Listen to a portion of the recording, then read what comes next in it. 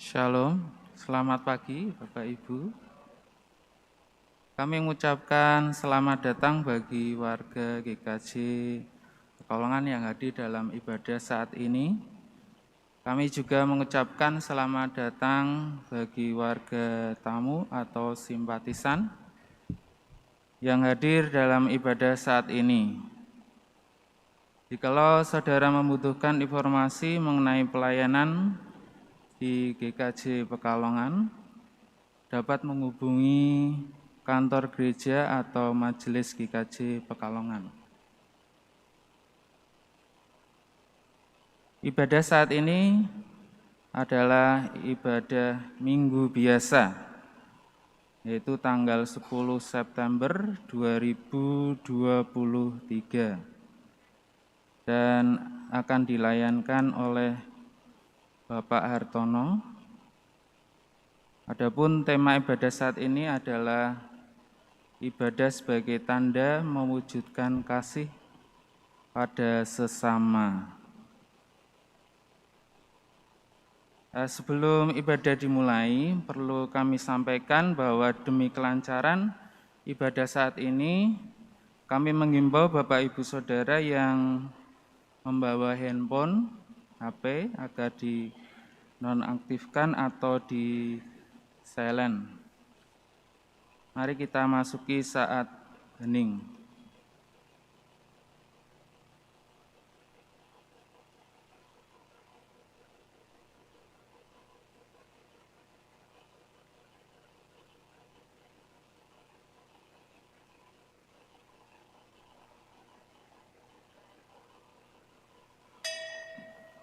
Saat hening selesai.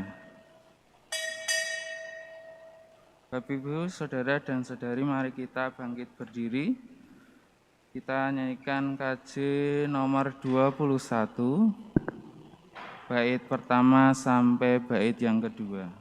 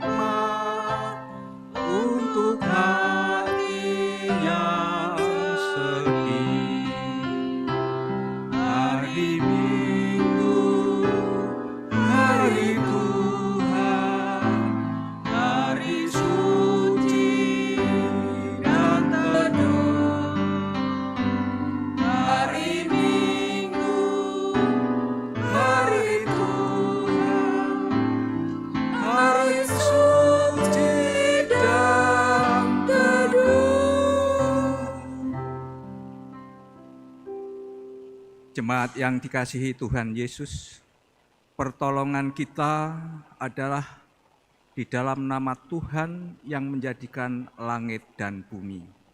Amin.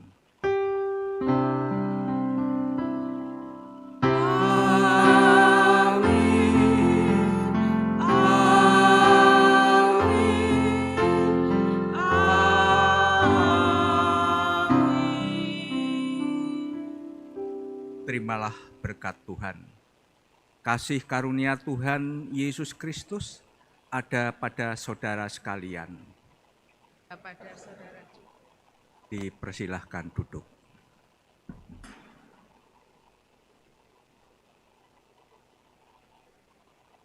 Shalom Bapak Ibu Saudara.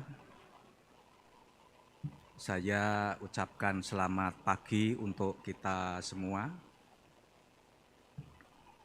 Perlu saya sampaikan bahwa ibadah minggu biasa pagi ini diberi tema ibadah sebagai tanda mewujudkan kasih pada sesama. Bapak Ibu yang dikasihi Tuhan Yesus, tema ini dengan tujuan umat menghubungkan setiap bentuk ibadah yang dijalaninya dalam di dalam kehidupan sehari-hari, sehingga ibadah tidak menjadi bentuk ritualisme semata, melainkan juga tanda dalam mewujudkan kasih pada sesama. Mari kita memuji Tuhan kembali dari pelengkap Kidung Jemaat nomor 4 bait yang kedua. Janganlah mengaku anak Tuhan jika engkau mengeraskan hati, dan seterusnya.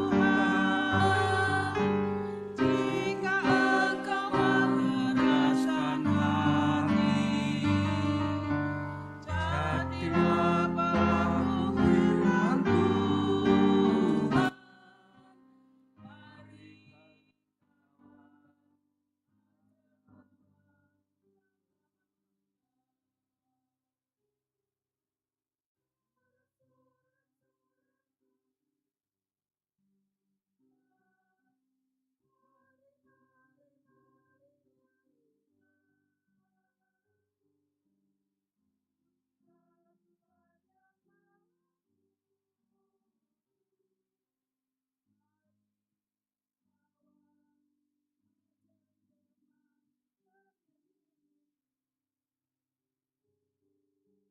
kami yang sengaja maupun tidak sengaja.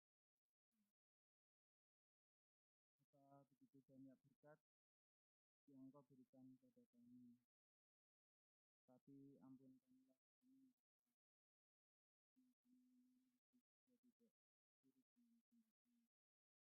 Terlebih dapat melakukan di dalam kehidupan kami sehari-hari. Terima kasih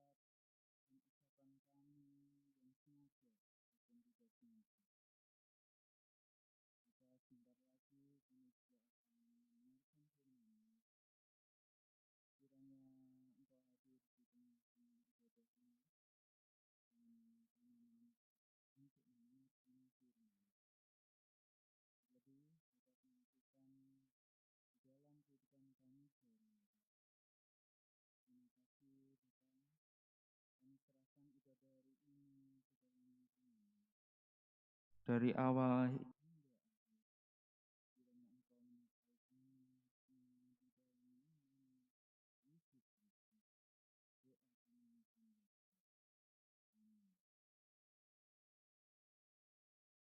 Doa kami sembahkan. Amin. Lanjutkan untuk nyanyian pertobakan dari KJ nomor 39, bait yang kedua. Walau ku patut dihukumkan, dan seterusnya.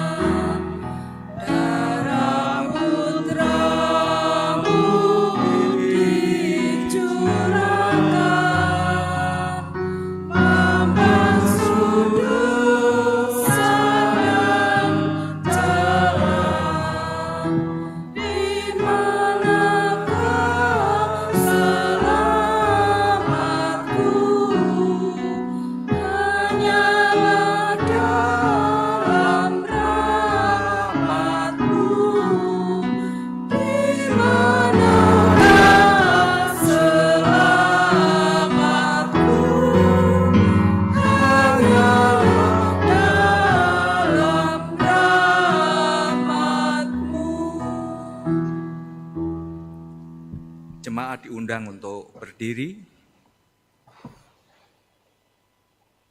menerima berita anugerah dari Tuhan yang diambil dari kitab Yeremia bab 29 ayat 11. Yeremia bab 29 ayat 11 yang demikian.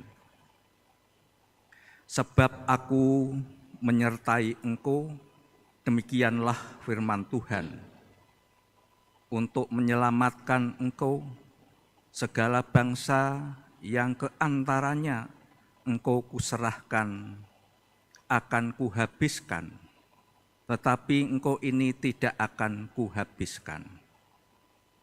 Aku akan menghajar engkau menurut hukum, tetapi aku sama sekali tidak memandang engkau tak bersalah.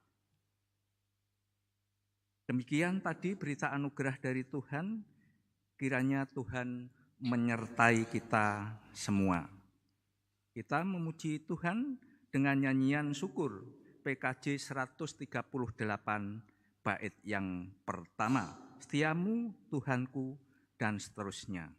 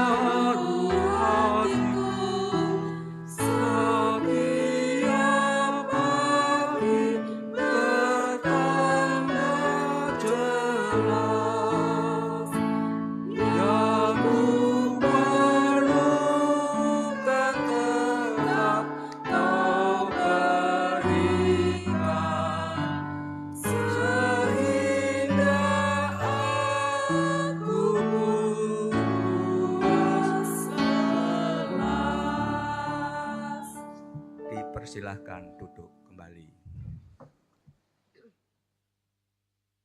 Jemaat yang dikasihi Tuhan, kita akan menerima firman Tuhan. Mari kita berdoa.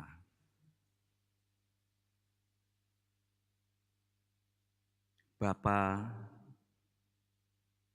kami yang berada di dalam surga, kami datang ke hadirat-Mu Bapa, menyampaikan rasa syukur dan terima kasih atas penyertaan-Mu sepanjang hidup kami, terlebih hari ini yang boleh kami lalui dengan sukacita.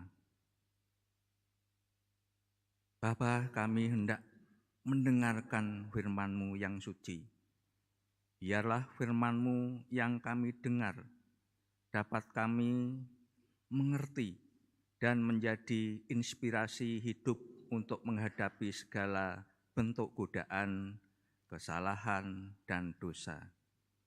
Bersabdalah Bapa, kami siap menerima firman-Mu. Amin.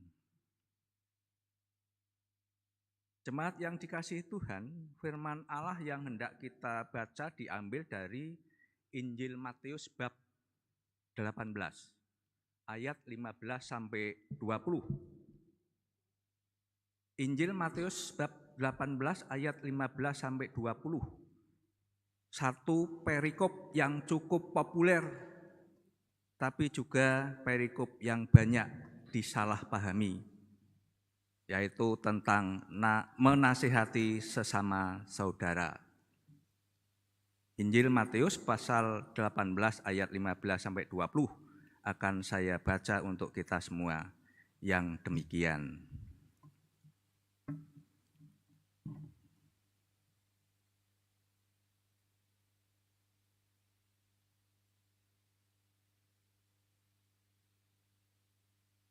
apabila saudaramu berbuat dosa, tegurlah dia di bawah 4 mata. Jika ia mendengarkan nasihatmu, engkau telah mendapatnya kembali. Jika ia tidak mendengarkan engkau, bawalah seorang atau 2 orang lagi, supaya atas keterangan 2 atau 3 orang saksi, perkara itu tidak disangsikan. Jika ia tidak mau mendengarkan mereka, sampaikanlah soalnya kepada jemaat. Dan jika ia tidak mau juga mendengarkan jemaat, pandanglah dia sebagai seorang yang tidak mengenal Allah atau seorang pemungut cukai. Aku berkata kepadamu, sesungguhnya apa yang kamu ikat di dunia ini akan terikat di surga, dan apa yang kamu lepaskan di dunia ini akan terlepas di surga.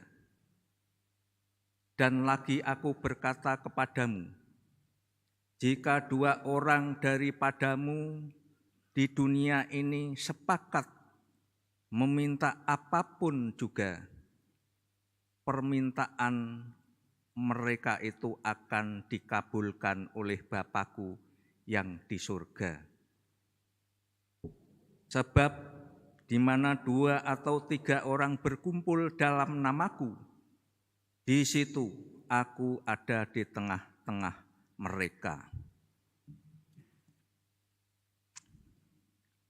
Demikianlah sabda Tuhan.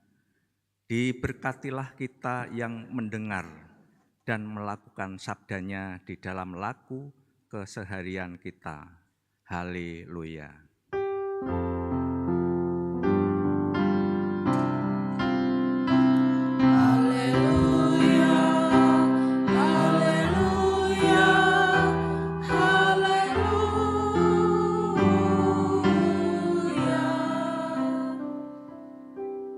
Jemaat Tuhan yang terkasih, seperti yang sudah saya sampaikan, firman Tuhan pada pagi hari ini diberi tema ibadah sebagai tanda mewujudkan kasih pada sesama. Firman Tuhan yang baru kita baca berbicara soal menegur sesama manusia. Tentu saja dalam teks ini yang ditegur itu adalah seorang yang telah melakukan dosa.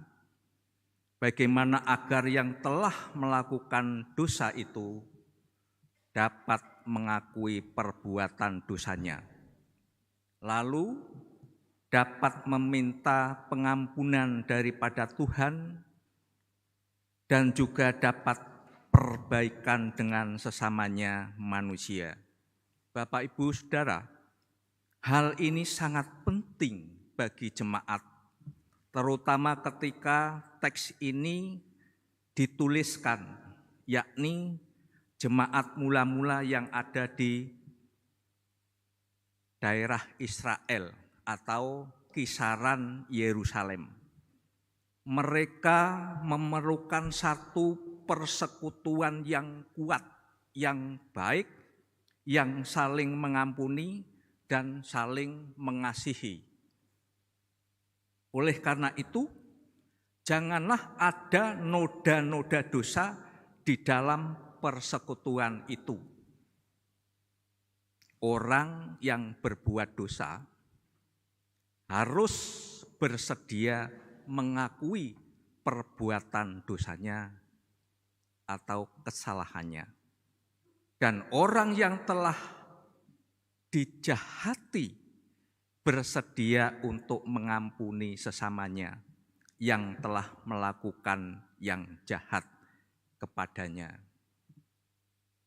Saudara-saudara yang dikasihi Tuhan, persoalan di tengah-tengah jemaat sekalipun semuanya mendengarkan sabda Tuhan, mendengarkan pengajaran Tuhan, tetapi boleh saja terjadi suatu peristiwa, kemungkinan atas kesalahpahaman, ketidakmengertian, kelemahan diri, atau juga keinginan-keinginan daging yang akhirnya menyeret seorang itu untuk melakukan kejahatan atau melakukan kesalahan kepada sesamanya. Yang mungkin dia lakukan itu berdasarkan ketidaktahuan dirinya sendiri. Tetapi dia telah menyakiti temannya. Lah di dalam teks ini maksudnya dikatakan supaya gereja, seseorang yang menjadi pemimpin gereja, seorang yang dituakan atau seorang yang terpanggil untuk melayani, maka dia harus mau menegur saudaranya yang telah berbuat dosa. Dikatakan, apabila saudaramu berbuat dosa, tegurlah dia. Jadi, sesuatu yang telah dilakukan, dosa yang diperbuat, jangan didiamkan. Jangan seolah-olah kita tidak mau tahu. Dengan itu jangan seolah-olah kita berpikir biarlah itu dosanya. Biar dia menanggung kesalahannya, menanggung dosanya. Lebih parahnya lagi, biar mereka yang dihukum oleh Tuhan, dan biar dia masuk di dalam api neraka. Jemaat yang terkasih di dalam Kristus, seorang yang baik tidak menginginkan saudaranya tinggal di dalam dosa. Tidak akan membiarkan saudaranya tetap melakukan kejahatan.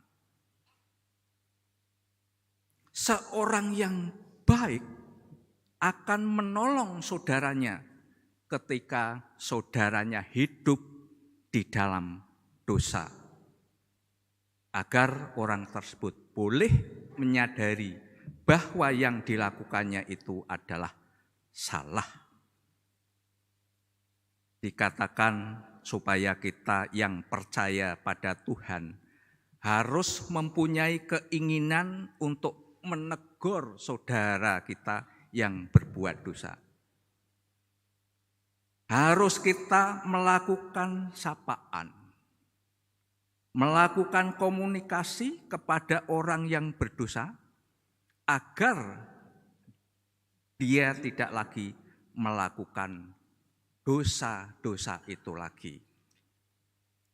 Nah, Bapak Ibu Saudara, sebagai wujud kepedulian bagi saudara yang sedang bermasalah, kasih seharusnya selalu menjadi dasar dalam kehidupan berjemaat. Oleh karena itu, hidup berjemaat tidak boleh mengabaikan kasih. Baik kasih terhadap sesama jemaat maupun umat lainnya. Inilah wujud ibadah yang sejati, karena kita bisa mewujudkan kasih Tuhan dalam kehidupan kita pada sesama. Lalu Alkitab mengatakan demikian. Yang pertama Bapak Ibu, kalau ada saudara kita yang berbuat dosa, hendaklah kita menegur dia dengan 4 mata. Dengan 4 mata. Artinya kita harus berhadapan secara pribadi terjadi dengan dia dan yakinkanlah dia akan dosanya. Jadi Bapak Ibu Saudara, ketika kita mengetahui saudara kita berbuat dosa, kita bukan langsung memaparkan kepada orang lain, menggosipkan kepada orang lain, menjelek-jelekkan kepada orang lain. Sebab saya pikir perbuatan yang demikian itu justru tidak menyelesaikan masalah. Alkitab mengajarkan agar kita menegur dia secara berduaan. Kita memanggil dia, kita berkata kepada dia tentang kejahatan yang dilakukannya. Kita minta responnya. Kita berharap agar dia menyadari yang dilakukan itu salah. Dan kemudian dia mau meminta pengampunan dari Tuhan dan dari orang yang telah diperbuatnya perbuatan-perbuatan jahat. Jemaat Tuhan yang terkasih, berbicara berduaan antara yang menegur dan yang ditegur. Ini maksudnya adalah agar yang ditegur itu tidak dipermalukan karena dia telah melakukan kesalahan. Kita menginginkan agar dia kembali ke dalam persekutuan jemaat. Ketika kita menegur, harapan kita bahwa dia akan mengakui kesalahannya dan cukup sampai di situ. Dan kita tidak bawa lagi persoalannya kepada siapapun. Baik kepada orang ketiga, orang keempat, apalagi di tengah-tengah masyarakat umum. Kita tidak akan bawa persoalannya lagi. Persoalannya telah selesai. Selesai sampai di situ. Sebab firman Tuhan mengatakan, jika dia mendengarkan nasihatmu, engkau telah mendapatnya kembali. Jemaat yang dikasihi Tuhan, panggilan untuk melayani orang yang berdosa, panggilan untuk menasihati orang yang telah melakukan kesalahan, ini sangat penting dilakukan oleh satu persekutuan, satu jemaat, satu gereja. Gereja harus dapat memahami bahwa memang setiap orang kadang-kadang dapat lemah dan melakukan kejahatan. Sehingga orang tersebut akhirnya terseret dengan perbuatan-perbuatan dosa. Tetapi gereja harus dapat memberikan pelayanan kepada orang tersebut dan bukan mengabaikannya. Apalagi memberikan kepada dia satu predikat sebagai orang yang berdosa yang selama-lamanya. Jemaat yang dikasihi Tuhan, bagaimana? Jikalau orang berbuat dosa itu tidak mau mendengarkan orang yang menasihatinya. Bagaimana jikalau dia tetap keras dengan kesalahannya, dengan perbuatannya itu? Seolah-olah dia merasa tidak bersalah dan tidak berdosa. Padahal dia telah melakukan kejahatan, melakukan dosa. Bagaimana dengan orang tersebut? Jika tidak mau mengakui secara berhadapan dengan orang yang menegur, yang menasihati. Alkitab mengatakan, jika ia tidak mendengarkan engkau, bawalah seorang atau dua orang lagi, supaya atas keterangan 2 atau 3 orang saksi, perkara itu tidak disangsikan lagi. Kalau hal itu tidak didengarkan, kita harus memanggil jemaat untuk menjadi saksi. Boleh 2 orang, boleh 3 orang untuk mendengarkan kesaksian orang yang berbuat dosa tersebut. Tentu Bapak Ibu Saudara, 2 dan 3 orang ini juga adalah orang yang mempunyai keinginan mendengarkan dengan baik dan bukan untuk menghakimi, tapi mendengarkan dengan baik. Lalu yang kedua Bapak Ibu, 2 dan 3 orang saksi ini pun paling tidak dia harus mengetahui duduk persoalannya. Apa yang terjadi, peristiwa apa yang sedang dibicarakan.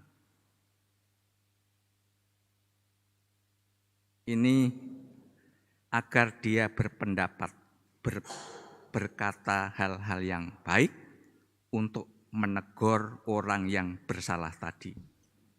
Memberikan pandangan tentang kebenaran, tentang sesuatu yang baik yang harus dilakukan.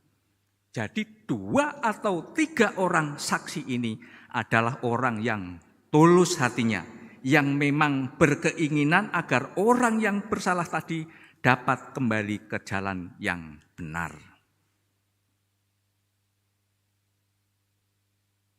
Pelayanan yang demikian tentu haruslah merupakan pelayanan yang utama bagi gereja untuk mendukung persekutuan yang baik agar gereja tersebut setiap orang boleh saling mengasihi. 2-3 orang saksi ini pun dihadirkan untuk memberikan hatinya, memberikan perhatian, memberikan bimbingan, memberikan kebenaran agar orang yang bersalah tadi itu memahami dosanya dan kembali ke jalan yang benar. Yang akhirnya menjadi orang yang berada di sekitar kasih Kristus dengan sungguh-sungguh. Tapi bagaimana jika tidak? Meskipun sudah ada 2 dan 3 saksi, tetapi dia tidak mau mendengar mereka. Dikatakan di sini, bahwa jika demikian, bawa saja dia ke jemaat. Katakan kepada jemaat, dia telah melakukan dosa, dia telah melanggar kehendak Allah, dia sudah tidak mengenal Allah karena tidak mau ditegur dan dinasehati meskipun sudah kedapatan bersalah. Katakan dia sebagai orang yang tidak mengenal Allah. Pandanglah dia juga seperti pemungut cukai. Bapak Ibu Saudara yang dikasihi Tuhan, istilah yang dikatakan tidak mengenal Allah atau orang yang tidak memahami tentang teladan Allah ini adalah orang yang tidak tahu Allah itu Maha Pengampun dan Maha Pengasih. Demikian juga dikatakan sebagai pemungut cukai, karena dia selalu melakukan penipuan-penipuan dan selalu bersifat egois, mementingkan diri sendiri. Jadi orang yang tidak mau dinasihati, katakanlah sebagai orang yang tidak mengenal Allah. Dan dia adalah orang yang pemungut cukai, orang yang tidak mau kenal kebaikan Allah dan selalu mencari kepentingan diri sendiri. Bapak, Ibu, dan saudara-saudara yang terkasih, menegur itu adalah untuk menarik saudara kita dari lembah dosa, dari lembah kesalahan untuk kembali ke dalam persekutuan. Di dalam persekutuan jemaat mula-mula, kebersamaan ini paling utama, paling penting. Sehingga ketika ada seorang jemaat yang melakukan kesalahan, maka sesungguhnya setiap orang yang berada di dalam persekutuan itu harus bersikap bagaimana? Menarik orang yang berbuat dosa tadi untuk kembali ke jalan yang benar. Bapak, Ibu, Saudara yang terkasih, persekutuan yang baik adalah persekutuan di mana kita tidak membiarkan orang yang bersalah tetap dalam kesalahannya. Persekutuan yang indah itu adalah apabila kita sama-sama menginginkan supaya setiap jemaat dapat kembali ke jalan Allah. Oleh karena itu, Bapak, Ibu, Saudara yang dikasihi Tuhan, kita mementingkan suatu etika hidup di gereja supaya gereja itu juga dapat menjadi berkat dan contoh kepada dunia bahwa di gereja kita ada penggembalaan kepada jemaat yang jatuh di dalam dosa atau gereja yang peduli terhadap anggota jemaat. Kita juga perlu melihat di jemaat-jemaat bila akan ada orang yang jatuh ke dalam dosa. Oleh karena itu, gereja, saya ulangi, gereja kita harus menjadi juru damai. Gereja harus memelihara secara objektif. Gereja harus melihat setiap persoalan-persoalan yang dialami jemaat agar gereja dapat memberikan kasih dan pengajaran dari Kristus untuk mereka tetap tinggal di dalam persekutuan itu. Gereja haruslah menjadi tempat di mana orang dapat memahami tentang kebenaran dan tentang pengampunan daripada Allah. Tentang persekutuan yang indah. Sehingga saling tegur itu sangat penting dilakukan di gereja. Sehingga kasih benar-benar tercipta sebagai tanda mewujudkan kasih pada sesama. Setiap orang Kristen harus mengasihi sesamanya. Dan ketika ada seseorang yang hidupnya di dalam dosa, hendaknya kita respek untuk memperhatikannya. Kita respek untuk memberikan percakapan, konsultasi, pembicaraan. Bagaimana agar dia itu kembali ke jalan yang benar. Gereja tidak boleh diam. Gereja harus menjadi juru damai agar di dalam gereja terjadi damai yang sebenarnya. Tuhan kiranya memberkati kita semua. Amin.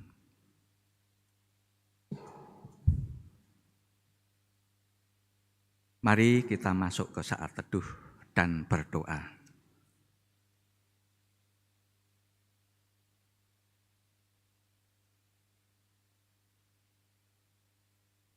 Bapa di surga, kami bersyukur kepada Tuhan karena Engkau memberikan sabda-Mu pada kami pada saat ini. Biarlah kiranya gereja terus menjadi juru damai yang memperdamaikan satu sama lain. Jikalau ada di antara jemaat yang menjalani satu kesalahan, satu dosa yang besar, agar setiap jemaat dapat mengakui kesalahannya ketika dia melakukan dosa dan kejahatan. Dan dia dapat kembali kepada Allah dan menjadi hidup di dalam kebenaran. Terima kasih Tuhan, di dalam nama Yesus Kristus kami berdoa. Amin.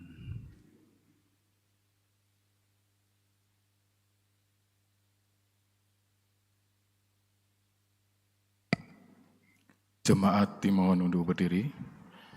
Untuk memperbarui iman kita di sepanjang kehidupan kita, marilah kita bersama umat Allah di segala tempat dan sepanjang masa mengucapkan pengakuan Imam Rasuli yang demikian. Aku percaya kepada Allah, Bapa yang Maha Kuasa, Khalik langit dan bumi, dan kepada Yesus Kristus, Anak yang tunggal Tuhan kita, yang dikandung daripada Roh Kudus, lahir dari anak darah Maria, yang menderita di bawah pemerintahan Pontius Pilatus, disalibkan, mati dan dikuburkan, turun dalam kerajaan maut. Pada hari yang ketiga, bangkit pula dari antara orang mati, naik ke surga, duduk di sebelah kanan Allah Bapa yang Maha Kuasa, dan akan datang dari sana untuk menghakimi orang yang hidup dan yang mati. Aku percaya kepada Roh Kudus, gereja yang kudus dan am, persekutuan orang kudus, pengampunan dosa, kebangkitan daging, dan hidup yang kekal. Jemaat dipersilakan duduk kembali.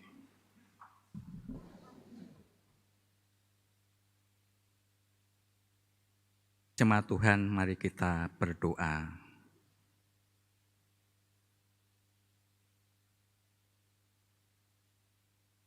Ya Tuhan Allah kami di dalam Tuhan Yesus Kristus, segala puji dan syukur kami ucapkan kehadirat-Mu, karena atas perkenan-Mu lah kami dapat beribadah di rumah-Mu yang kudus ini untuk memuji dan memuliakan nama-Mu.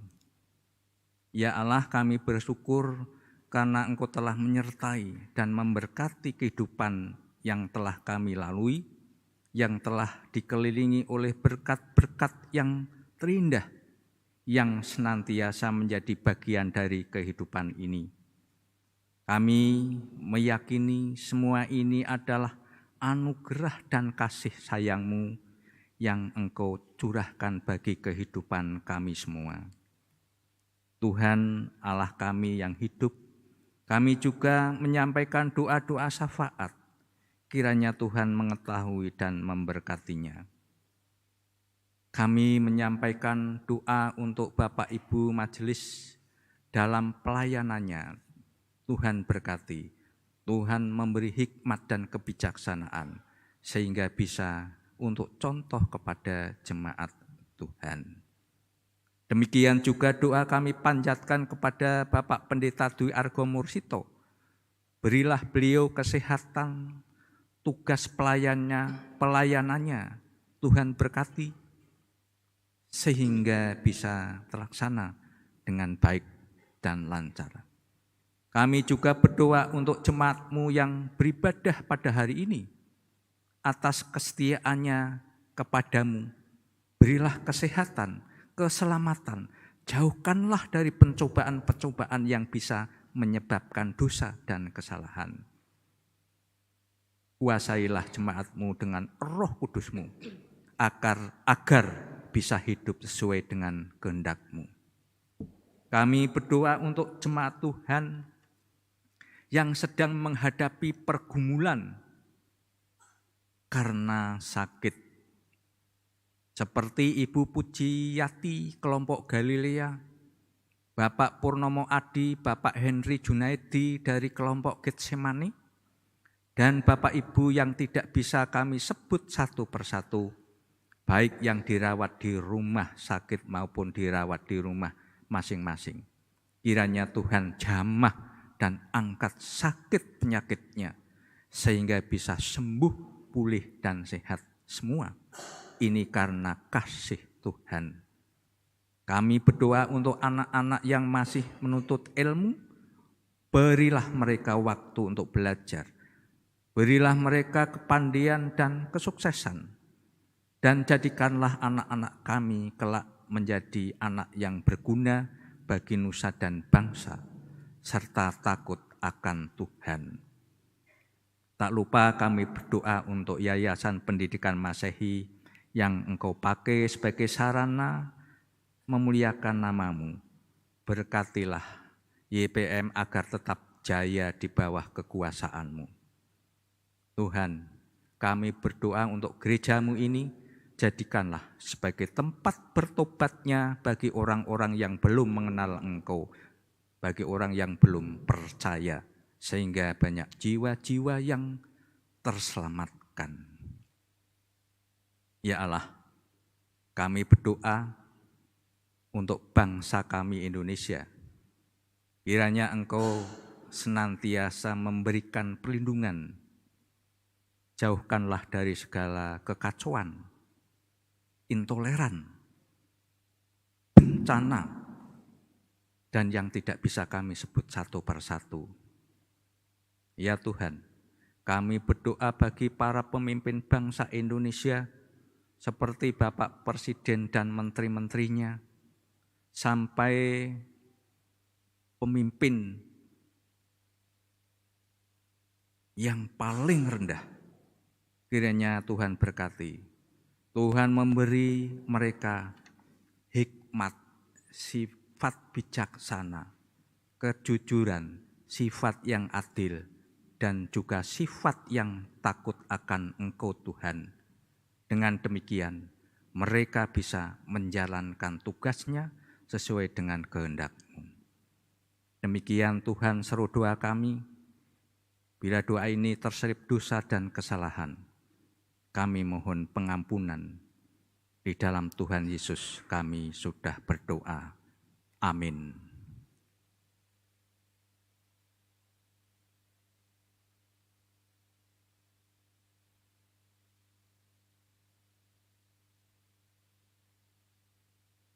Jemaat yang dikasihi Tuhan Yesus Kristus, setelah kita mendengarkan firman Tuhan, marilah kita bersama-sama mengucap syukur di hadapan Tuhan dengan bersama-sama mengumpulkan persembahan. Sebelum persembahan kita kumpulkan, baiklah saya akan membacakan firman Tuhan sebagai dasar dalam kita memberikan persembahan pada Tuhan. Firman Tuhan terambil dari Roma 12 ayat yang pertama. Demikian firman Tuhan. Karena itu saudara-saudara, demi kemurahan Allah aku menasihatkan kamu, supaya kamu mempersembahkan tubuhmu sebagai persembahan yang hidup, yang kudus dan yang berkenan kepada Allah. Itu adalah ibadahmu yang sejati. Demikian firman Tuhan. Marilah kita bersama-sama kumpulkan persembahan yang telah kita siapkan dari rumah kita masing-masing untuk ucapan syukur kepada Tuhan. Sembari kita kumpulkan persembahan, kita juga akan lantunkan pujian dari PKJ 264, bait yang pertama dan yang kedua. Apalah arti ibadahmu kepada Tuhan, dan seterusnya.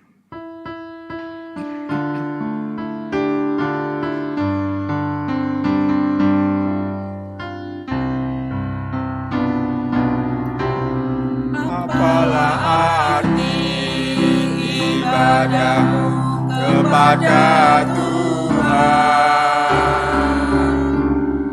bila tiada rela sujud dan syukur. Apakah arti ibadahmu kepada Tuhan, bila tiada hati tulus dan syukur. Ibadah sejati jadikanlah persembahan. Ibadah sejati kasihilah sesamamu. Ibadah sejati yang berkenan bagi Tuhan, jujur dan tulus ibadah murni bagi Tuhan.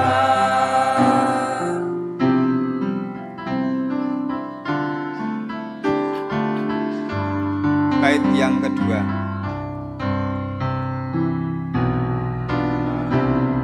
Marilah ikut melayani orang berkeluh, agar iman tetap kuat serta teguh. Itulah juga panggilan. Persembahan yang berkenan bagi Tuhan. Ibadah sejati jadikanlah persembahan. Ibadah sejati kasihilah sesamamu. Ibadah sejati yang berkenan bagi Tuhan. Jujur dan tulus ibadah murni bagi Tuhan.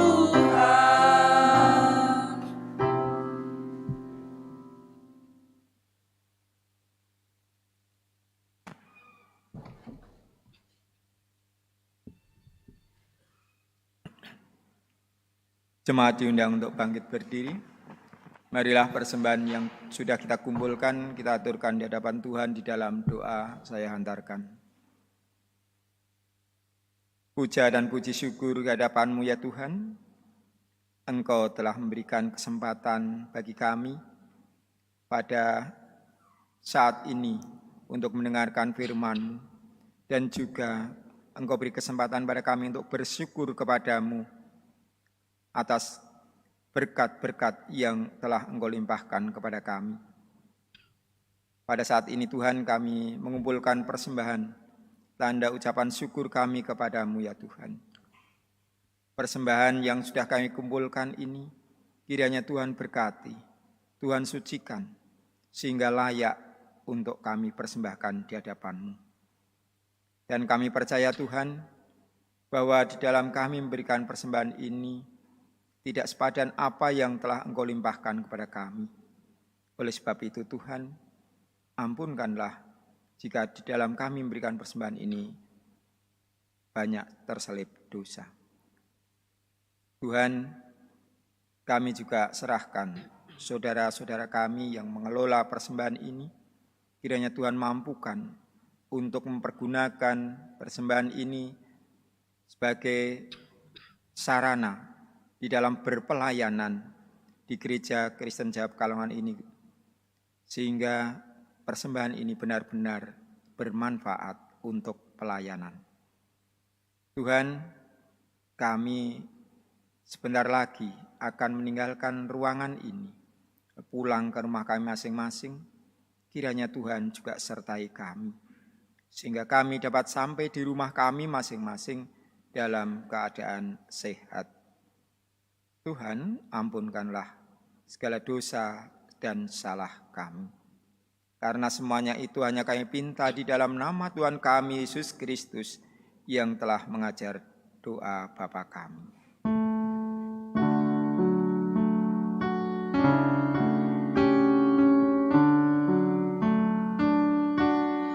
Bapa kami yang ada di surga,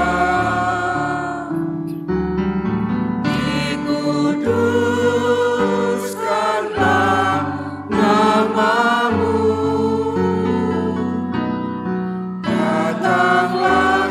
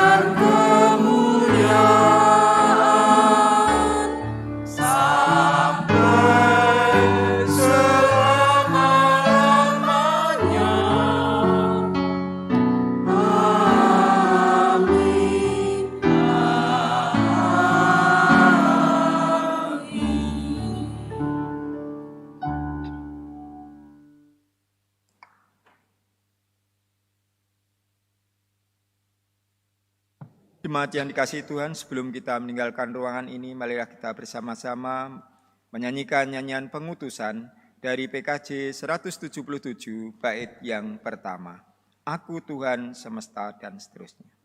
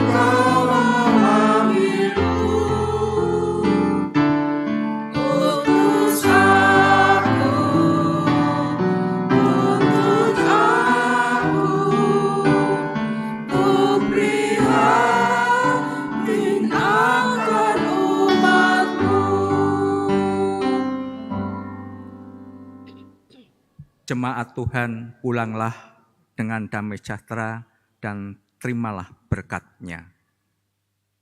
Kiranya anugerah Tuhan Yesus Kristus, kasih Allah Bapa dan persekutuan Roh Kudus menyertai kita kini dan selamanya. Amin.